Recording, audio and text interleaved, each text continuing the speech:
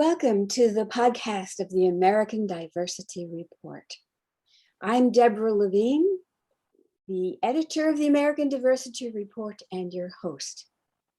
And we interview diverse change makers and creative innovators. And with me today is Seduola Maruska. She is an equity, inclusion, and social justice consultant focused on tapping into the power of individuals to transform companies and industries. Welcome, Sadie. Thank you so much, Deborah. It's so nice to be here with you. Oh, pleasure. I'm looking forward to hearing more about your work, but let's start off with hearing a little bit about you personally. How'd you get involved in this? I think it was in the last 3 years or so that I'd been shifting my world because in December of 2017, I was diagnosed with breast cancer. And once you're diagnosed, and I say often, there are a few things that go through your mind. First of all, I don't remember anything that the doctor said after she told me that I had invasive lobular carcinoma. Thankfully, my husband was there with me, and we just released a podcast episode of my family talking about that time. But the first thing that went through my mind was, what about my children? Because at the time, my children were 6 and 11. And because your brain automatically goes to, I've just been diagnosed and I'm dead. and so you have to kind of rein it back. But that's always for me, that was the first thought. And then the second thought for me was, what am I doing with my life? Am I doing something that I feel is changing the world, or am I doing something that is passion for me? And the answer to that question was no. So I said, okay, let's say this is not the end of life. Let's say this is just part of the journey. What am I going to do to change the answer to the second question to be yes? And I started to allow myself, and cancer actually allowed me time and space to think about that, because I had to spend so much time taking care of myself, being during downtime. I thought about what it was that I wanted to do, and I realized that I wanted to coach, I wanted to consult, because it was something that I felt I'd been doing all my life anyway. But exactly how or what, I wasn't sure. And gradually, as the years went on, I started to realize that I wanted to work with women. I wanted to work with women in business. I wanted to work with marginalized women. And then, of course, last year, I was asked to do a speech for a George Floyd vigil. And it really just clicked in that moment that everything that I had been doing in the last few years just kind of culminated. And that's when it's really interesting, because when you find that spot, when you find that place where you feel that you're actually supposed to be, so many things become magnetized to you. And so I started doing more speeches, and I started doing more consulting and doing some coaching. And so that's really where it all stemmed from. And I realized when I was thinking about that, because I've been asked this question before, when I was thinking about it, I realized that cancer came to kind of wake me up from a stupor that I'd kind of gone into about 20 years ago, when I'd gone through a very traumatic experience. And so cancer came to say, look, it's time to get moving. You've had enough time to rest. You've had enough time. Now it's time to actually get into what it is you're meant to do here in this world. And so that is where I find myself now. Good for you. I'll share with you that both my mother and my brother had breast cancer. Oh, wow. Yes, indeed. Not a lot of people know that men also get breast cancer. That's right. That's right. It was definitely a wake-up call for all of us. Yeah. Not see that coming. And I amazed at how they fought for years, that journey of theirs. It's so good for you, and here you are making a difference and smiling beautifully. I hope so. Yeah, it takes that kind of thing to really pull you out of a rut that had become normal. Right. I know that one, unfortunately, or fortunately, depends on how you view it. Right, right. I think that everything happens in life for a reason. It's actually one of my favorite quotes. And it, of course, it's from the Bible and it's Ecclesiastes 3:1, which is for everything there is a time and a season.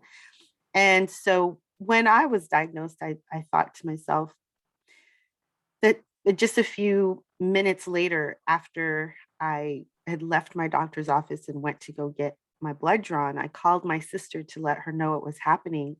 And I said, I don't believe this has come to kill me. I just believe that it has come to teach me something. And so, what's important is for me to stay open to whatever lessons it is trying to teach me so that I don't need to rehash this, kind of rehash this lesson again.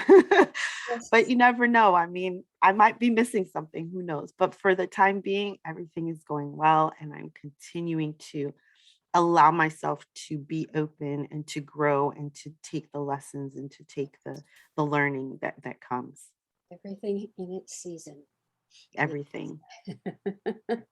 So now tell us a little bit more about your work. And I see that you have a great focus on equity and inclusion, but Yes. not diversity. And I'm fascinated with that. How did you choose the journey that you're making now? Well, I think it came gradually because I was using, just like everyone, a lot of people, practitioners use diversity and inclusion.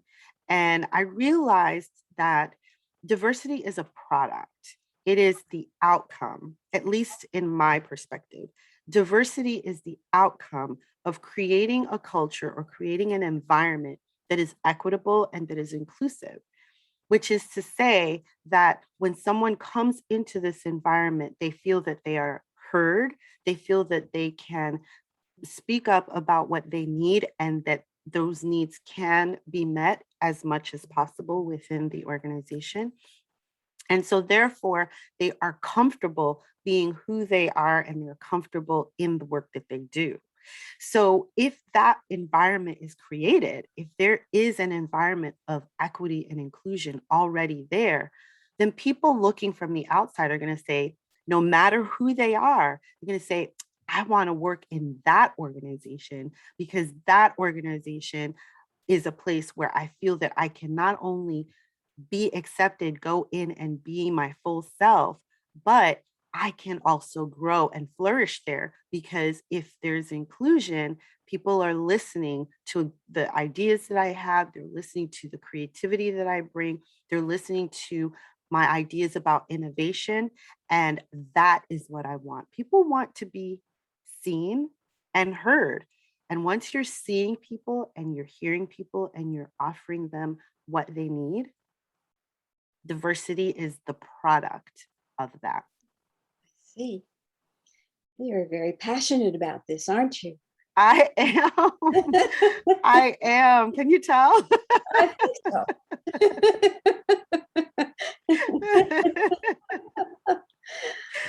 And what is the genesis of this passion? Well, I have children. I have two children, and I have nieces and nephews who are all coming up in this world. And if I can make any one place, even if it's one place, a better place to work, then I feel that I'm doing my part. If I can make one community a better community because I was there, then I'm doing my part to make this world a better place. I think oftentimes what happens is as individuals, we give over our power we forget that the organizations and the institutions, the industries that we talk about in abstract ways are made up of individual people. And those individual people have the power to make the decisions to change how that industry, that organization is Yeah. going to work. If they take back their power and then they engage others to do the same thing, wow, right?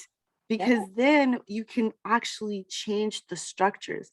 What is happening now is that there's so many things that are baked into our society, baked into the ways that businesses work, baked into the industries. And individual people can look at those things and go, why do we do it that way? And then decide to change it if the answer is not conducive to an equitable or an inclusive way of being. If it is not something that is going to shift the way things are done. Because if you really think about it, industries, businesses, the corporate world was never set up for women or people of color. It was set up for white men.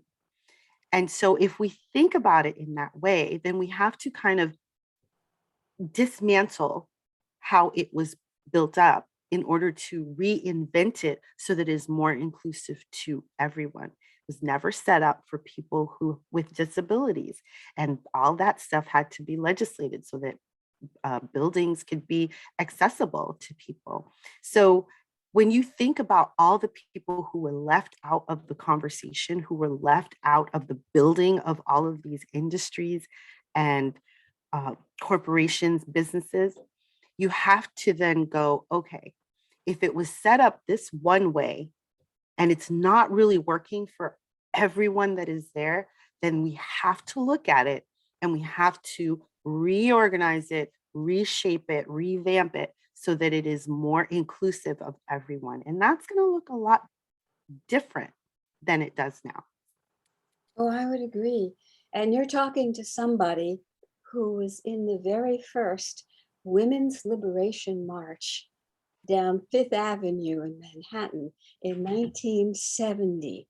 So Oh, I wow. really appreciate what you're saying here and what you're doing. Yeah. You're changing the world too. Had to, had to. And one of the things I've learned along the way is that we're not alone. Right? Yeah. We have people who are going to be supportive, who will Yep. take the journey with us. But Yep. then there are also people who are not inclined to do so, Right. who misunderstand, who make assumptions, Yes. who just kind of don't get it. Yes. What do we do about them? We give them grace.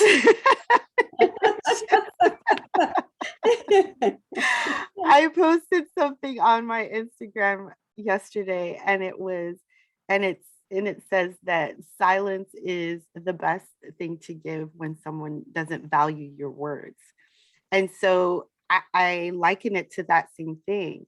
Those people who are not understanding or who aren't hearing or are who see things differently, we have to just give them grace.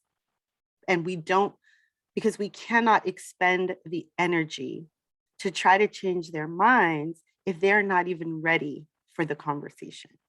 And so we have to give them grace, give them their space, and let them move on in their world. What we need to do is we always, as individuals, need to be true to ourselves so that we're showing up and that we're speaking up and that we're doing those things that are necessary. And whether someone hears what you're saying or not, whether they're listening, they may or may not hear, but maybe it's going to plant a seed for eventually, right? just this morning, I called a venue in Rhode Island because I'm helping my cousin plan her wedding. And we're looking to find a venue that will allow us to bring in our own caterer. And so I found this venue where they have a list of caterers. And so I sent an email requesting how can we get other caterers on their list? Because their list was of all white caterers. There was not a one caterer on that list that was a person of color, that a business of color. And what we wanted was something very specific. I'm of Haitian descent. My cousin is as well. And so she wants Haitian food, and her fiance is Ghanaian. And so he wants Ghanaian food. And so we kind of want to mix the two cultures together. Nice. So when I called, they said, well, we're not adding any new vendors to our list, but we have a couple of people that if you call them, maybe they can accommodate your food. So I called these vendors, and one vendor actually said, well, if you give us a recipe, then we can make it for you. And I thought to myself, recipes are not something that people in the islands do. Maybe they do in Ghana. I don't think so. But it really is, if you don't know how to do it, you just don't know how to do it. And so in my mind, I thought to myself, and so when a second person called me from the location because they didn't realize that I'd spoken to someone already. And I said, look, can I just say that I think that your vendor list is caters to white people. And I had to say it 3 times before she actually got it. And then when she did get it, I could tell that she was completely offended. And she even said to me, she said, well, if you're looking for Haitian food, where are you going to find it? I said, well, there are Haitian caterers in Boston, and this is in Rhode Island. She said, well, why don't you just do it in Boston then? And so I had to dig within myself to just stay really calm, because I could tell that she was completely offended. But had she listened to what I said or what I was trying to say, she would have realized that what I'm saying is, your whole list is of white people. Is there a way that maybe you can get more color on this list? And why would I go to a white caterer and have them make ethnic food when there are very capable ethnic caterers within driving distance of your facility? And so it's kind of a disconnect. It's kind of a, oh my God, I can't believe that you're saying that. You know, what she said to me is like, we've had Indian weddings here, and those caterers have been able to accommodate them. And but that's not the point. The point is that there's still the same caterers who are really taking from the caterers of color who could do it and do it more authentically. And it's about listening and hearing. And I think sometimes people don't want to do that, because then it requires something of them. It requires work. It requires action, and not everyone wants to do that. Right. And that's what you were talking about in terms of the misconceptions of what you're doing. Yeah. And I totally agree. Plus, I'm not sure I would want to give away certain Right. recipes. And then there's that. Exactly. I feel, I just feel that sometimes people don't realize, and I understand why, because it's not this whole system is not set up for you to realize that everyone you're working with looks like you. And when someone comes in and says, hey, maybe someone can look like me, and you say, well, we can do it just the same, it's kind of offensive. And it's a little bit taking away from saying, no, you can't do it as well. We can do it better. How? Uh, have you finally resolved what you're going to do for the wedding? We're still looking. Okay. And I think that what we're looking to do is probably in order to be able to meld the cultures in that way, because we want to honor both cultures, Sure. we're going to find a way to do it without a venue per se. So we'll see how that works. Well, when I do my diversity training, one of the things that I teach quite early in the process is that there are certain cultural expressions, right, that are um, kind of uh, comprehensive, uh, big data in small packages of Right. entire cultures, and food is one of them. Yes. Don't mess with people's food. Don't mess which is why when she said, well, they can accommodate, and then I actually called one and they said, well, if you give us the recipe, and I thought, oh my God, I know. that's so not the point. That's just, you know, and food is very, very, when you accept people's food, when you accept someone's way of eating or their food, that is saying, I see you and I accept you, and I am willing to break bread with you and commune with you. Yes. When you take from a culture, that appropriation, that taking, that's whatever it is, Yeah. you're saying, I can do it better, you're not doing it right. And there's a problem with that. And so it's kind of, no, you that's not the point. The point is that if I can find a caterer, someone who genuinely understands the nuances and the not able to put in a recipe kind of deals that I the food requires. don't even know what it's supposed to taste like. Yes. Fascinating. Did It's you? like if you wanted Haitian, cultural music, right? Yes. And they said, well, we've got a We couple can of bands. we can play. If you could, yeah, uh, maybe they could learn yours, maybe overnight, and it would sound just like you. It's probably even better. I don't think that would happen. I don't think that that works exactly. Yeah. And so it's I find it very interesting because I'm of a marginalized community and group. I see things a lot differently than those who are white, because everything's set up for them, for everything else to be invisible to them. And so I see certain things and I go, if we were in person, if I were in person with her, I think that I would have had a much longer conversation with her, and that I would have been able to, in some way, um, maybe help her to gain a glimpse, Yeah. because I don't think that she was not willing. I just think that she felt the initial knee-jerk reaction that so many people feel, and Yes. we have to get through before we can actually hear the conversation that's being had. But we were on the phone, and I just didn't feel that that was opportune, because she Right. couldn't feel Right. my energy. I Well, don't think. this whole COVID thing where we're quite separate and everybody is anxious Yes, and under pressure does not help us right. understand each other very well. And yet, No. I think we all have a certain responsibility, right, to try for Oh, you know, right.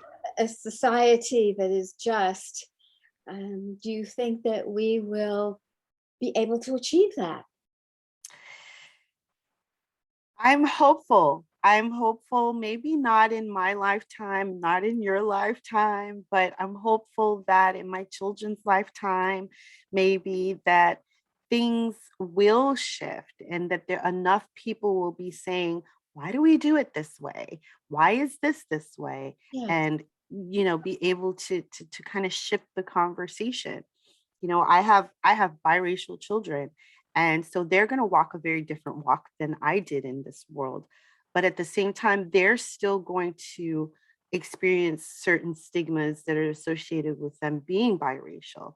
And so I'm hoping that there can be more conversations, more people can come together and talk about things without that knee-jerk reaction, without thinking that I'm attacking you, and understanding that I'm simply making an observation, or that I am attacking a situation or something that is already put in place. I'm it's not my it's not what I do. I do not attack you personally, but I do need to be able to speak my truth and speak the facts of things as they are, and for someone to be able Yeah. to understand that those are just Understand. facts. I'm not saying that Right. you're a bad person. And that's what a lot of us think, um, automatically. Oh my God, they're saying I'm a terrible person. No, no one says that you're a terrible person, but some of the things that you benefit from and some of the things that you may not even be aware of are not helpful to other people. Yeah. Well, I think that's very fair. I know that people are often good people. They Yeah, care, they love, they have families and friends that they look after. Um, it's an interesting dilemma of yeah, how to bring people's minds to the point where they can question without feeling threatened. right. Yeah. Exactly. And that's where we need to really get people to. Not everybody's going to go. A lot of people are going to go kicking and screaming, but we'll take those who are ready to go and That's take them right. That's farther. right. Start That's with where we'll those put who our energy. go. Well, it's a good place to start because then they can spread the success, and it Right. has a ripple effect. And that's all Yes. good. Yes. I really appreciate the work that you do and the attitude that you have in these tough times and difficult questions and issues. I hadn't even thought about the caterers. So, is there anything else that you would like to add that we haven't talked about yet? No, I appreciate what you're doing. I appreciate this opportunity. I think that if we could just have conversations, which is one of the reasons why I started my podcast. I have a podcast. It's called Diversity Dish, and it's an award-winning podcast. I can say that now. And I started that podcast because I wanted to have conversations that people could listen in on and glean information from and say, oh, I never thought of it that way, or oh, it never occurred to me that that would be what someone would think, and then allow people to process that, and then to also bring forth solutions, suggested solutions, Yeah. suggested ways that we can change things. So, you know, conversations are important, but the most important part, and that part that we often miss, is the listening part of conversations. And so I'm hoping that we can do a lot more of that. I hope the same. That's why I do what I do. Yes. Give people a voice and have a chance for them to listen. So, audience, I hope you're paying attention and listening, Yes. and that you'll tune in to more of these podcasts. And Sadie, thank you so much for sharing your work and your passion with us. It's just wonderful to hear from you. Thank Appreciate you. it, and look forward to having you keep me in the loop of how things are going and what comes up, and that would be wonderful. I definitely will do that. Thank you. A pleasure. Thank you.